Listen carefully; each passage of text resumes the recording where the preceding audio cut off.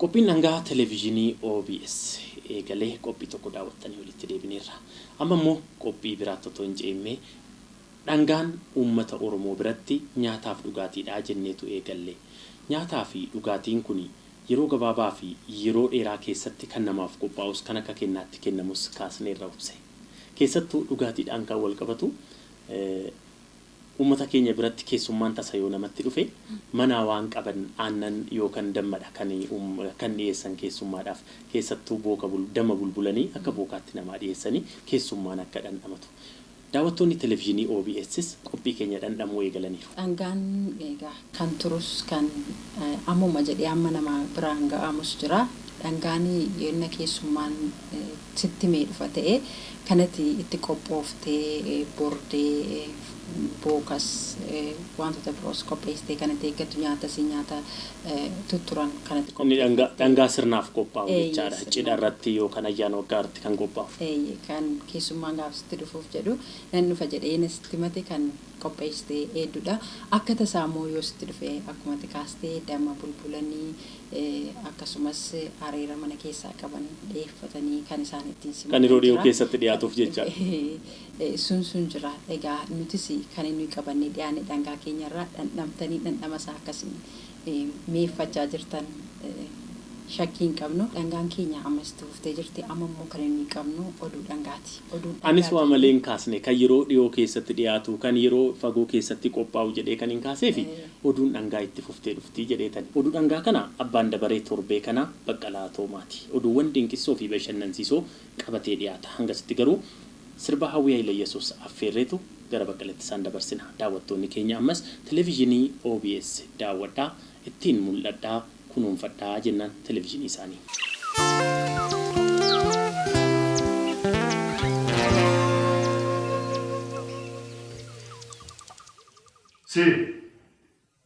haala kanaatiin lamuun wajjin jiraachuu hin danda'u.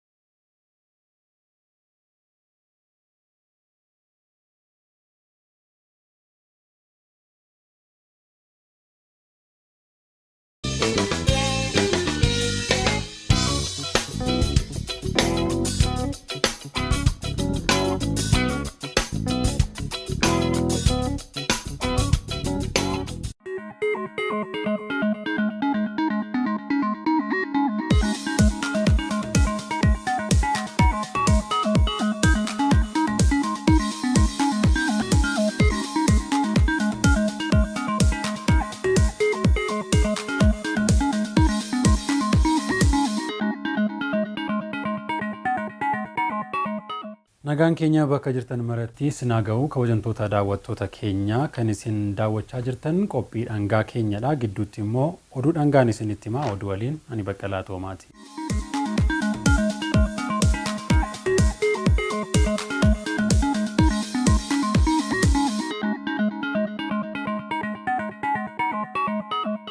Oduun keenya inni jalqabaa gara Harargee lixaatti nu geessa. Sirni walharkaa fuudhinsa baallii gadaa horataa fi sabbaaqaa Odaa Bultumitti guyyoota 8f raawwatamaa ture xumurameera.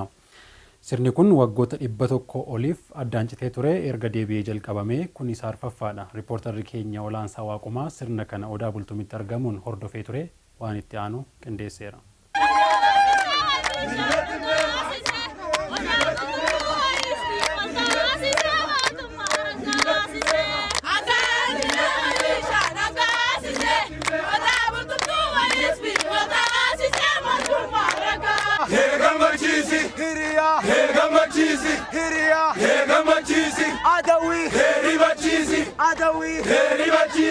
Gadaa horataatu Odaa Bultumitti gadaa sabbaaqaaf baallii kenne. Ragaaleen akka mul'isanitti sirni gadaa Odaa Bultumitti jalqaba jaarraa 11ffaa calqabame. Odaan kun hagadhuma jaarraa 19ffaatti jiddugaleessa siyaasaa, dinagdee fi hawaasummaa uummata Oromoo ta'ee tajaajilaa ture. Sana booda garuu waggoota 100 oliif sirni gadaa kun addaan citee Odaa Bultumitti osoo hin raawwatamin hafe. Erga Odaa Bultumitti sirni gadaa addaan cite kun deebi'e barana marsaa arfaffaasaati. Waggoota 8 darban miseensa gadaa horataa abbaa gadaa Muhammad Ahmad Bookeetu caffee gadaa Odaa Bultum hooggane. Waggoota 8 dhufaniif caffee gadaa kana hoogganuuf baallii kan fudhate immoo miseensa gadaa sabbaaqaa abbaa gadaa haaraa Shaamil Amadooti. Sirna baallii wal harkaa fuudhinsaa gadaa Odaa Bultum kanarratti barana namoonni miliyoonaan lakkaa'aman akkasumas qondaaltonni mootummaa naannoo Oromiyaa fi federaalaa hirmaataniiru. Dooktarri kabajaa Artist Alii Birraa fi wallisaa Qamar Yusuuf akkasumas wallistoonni biroo sirboota isaaniitiin uummata sirna kanarratti hirmaate bohaarsaniiru.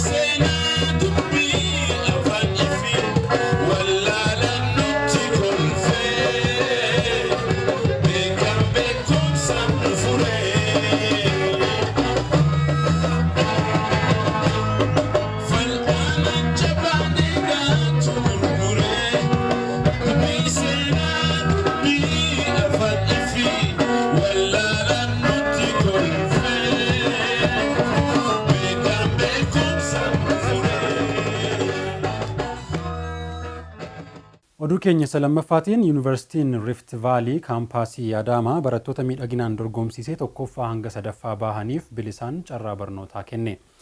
Waldorgommiin kun Yuunivarsiitii Kolleejiin Rift Vaalii gara Yuunivarsiitiitti guddachuusaa sababeeffachuun qophaa'ee sirna kana Yusuf Warqisaatu hordofee bal'isee sanitti. Dhaabbileen barnootaa olaanoo bakka beekumsaan sammuu sooran ta'uu irra darbee waltajjii aartii fi aadaan itti dagaagu ta'aa jira. Tibbana dorgommiin miidhaginaa Yuunivarsiitii Rift Vaalii damee Adaamaatti taasifames kanuma ibsa. Hawaasni yuunivarsiitichaa fi keessummoonni dorgommii miidhagdoonni affeeran daawwannaaf dhufan bakka qabataniiru. Bareedaaf bareeddoo yuunivarsiitichaa kan bara kanaa filuufis abbootiin seeraa qophaa'aniiru. Waltajjichis saaqamee namni hundi sochii waltajjichaarraatiif xiyyeeffannaa kenneera. Dorgomtoonni miidhaginaas huccuu meeqa jijjiirrachuun anatu caalana argaa jedhanii waltajjiirra asiif achi deemsa tolfatanii sirriiqu.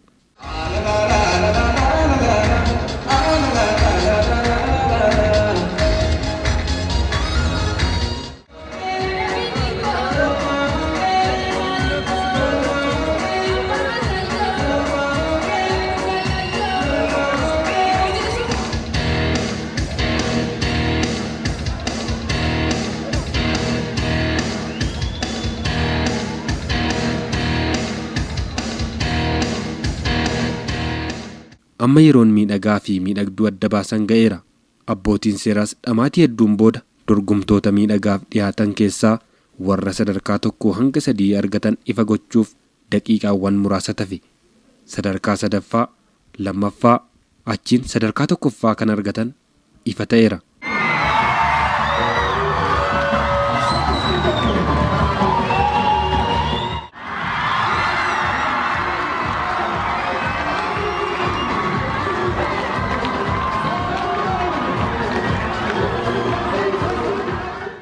Ijji daawwattootaa miidhagaaf miidhagduu filuuf asiif achi rakkachaa ture amma nama muraasa irratti deebi'eera.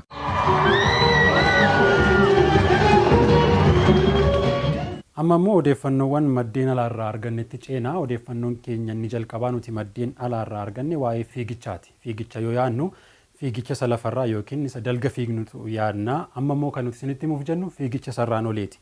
Tibba kana magaalaa Niiyorkitti waldorgommiin fiigicha gamoo koruu adeemsifameera jedha gabaasni nuti Associated Press irraa arganne. Bitokkuu Fiqaaduutu isinitti hima.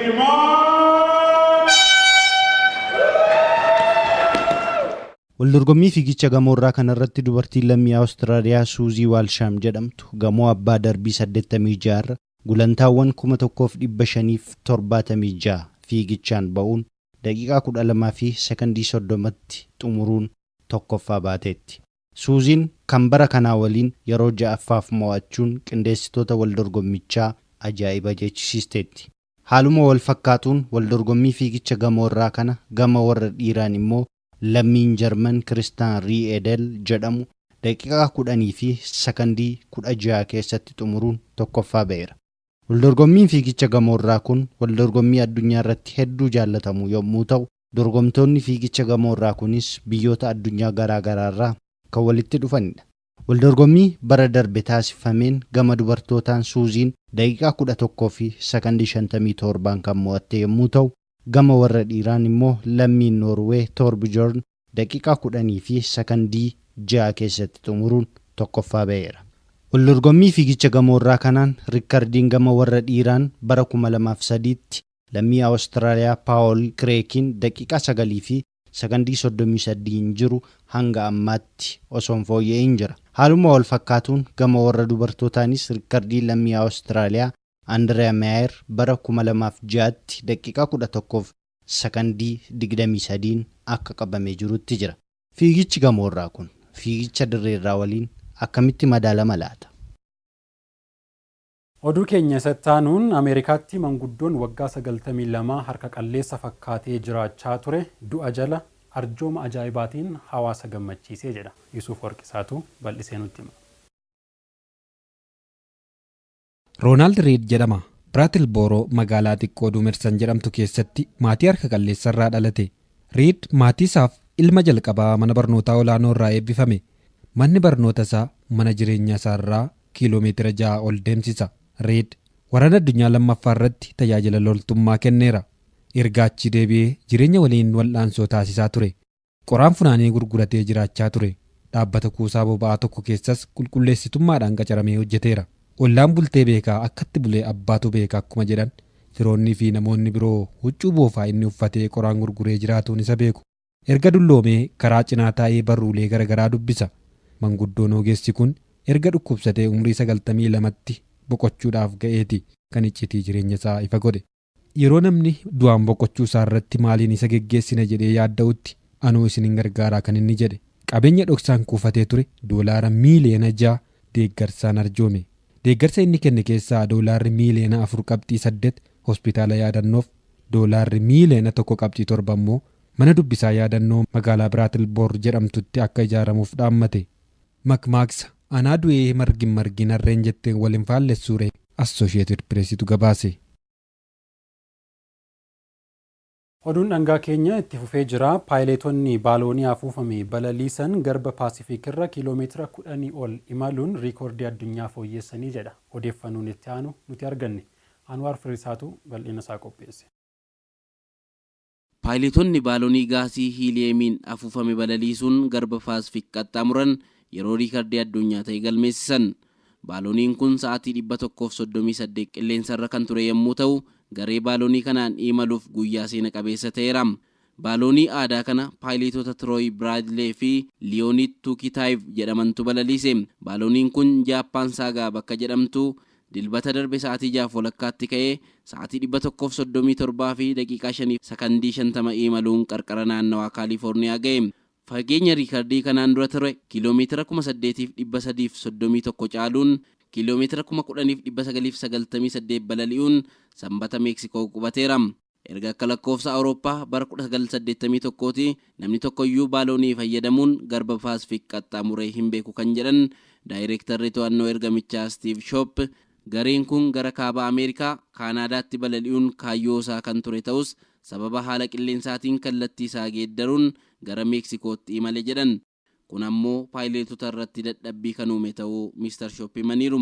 Baalooniin kun guyyaa 10f qilleensarra akka turu ta'ee kan hojjetame ta'us sababa meeshaa ulfina qabuu fi gaasiin baaloonicha keessaa hir'achaa deemuu isaatiin turtiinsaa guyyaa 2 hir'ateera jechuun kan gabaase Associated Press. Oduu keenya isa xumuraatiin balaa xiyyaaraa mudateen du'aaf saaxilamee kan ture daa'imni tokko carraaqqii abbaa isaatiin du'a jalaa baraaramee jedha. Kan ammoo Abdiisaa Fufaatuu bal'iseesanitti hima. This toddler somehow survived. Liin Mingwaay jedhama. Haadha manaa isaa fi daa'ima isaa qabatee daawwannaaf gara odola Taayiwaanitti xiyyaara Trans Asia jedhamuun osoo imalaa jiranii balaan tasaa Taayiwaan Taayip jedhamutti uumame. Balaan kun yeroo uumamutti Liin iyya guddaa iyye. Ofii isaa ooluu erga hubatee hatattamaan daa'ima isaa tokkittii qabu oolfachuuf xiyyaaricha karaa namoonni yeroo balaan uumamu keessaa utaaluun laga Keelung River jedhamu kan xiyyaarichi irratti caccabe keessatti of darbe mucaa isaa barbaaduu jalqabe. Lagichi laga baay'ee gadi fageenya qabuu fi kan homtuu keessaa mul'achuu hin dandeenyedha. Liin miira baay'ee gaddaa fi wareegama guddaa gaafatuun lagicha utaalee turtii daqiiqaa 3 keessatti mucaa isaa argate. Yeroo mucaa isaa argatu hidhiin mucaa isaa jijjiiramee bifa cuquliisaa ta'eera. Onneen daa'imichaa immoo rukuttaa dhaabeera. Battalumatti ariifatee mucaa isaaf meeshaa CPR jedhamu kenneef. Akka barruu Liberty Times jedhamu gabaasetti Liin akkas jedhee ture. Daa'ima tokkittii ani qabudha. Kanaaf eessuma galee daa'ima kana oolfachuun qaba. Isa dhabuus hin fedhuu jedheera. Akkuma dubbatetti Liin mucaa isaa tokkittii qabu du'arraa oolfateera. Haati warraa isaas namoota xiyyaaricha keessaa oolan 15 keessaa isaan waliin baraaramuu dandeesseetti. Yeroo ammaa kanas lamaan isaanii hospitaalatti yaalamaa jiru jedhameera. CNNtu gabaase. Egaa daawwattoota keenya oduuleen dhangaa torban kanaaf qabannee kanneen daawwachaa turtan fakkaatu qophiin keenya dhangaatti fufaa bashannana gaarii.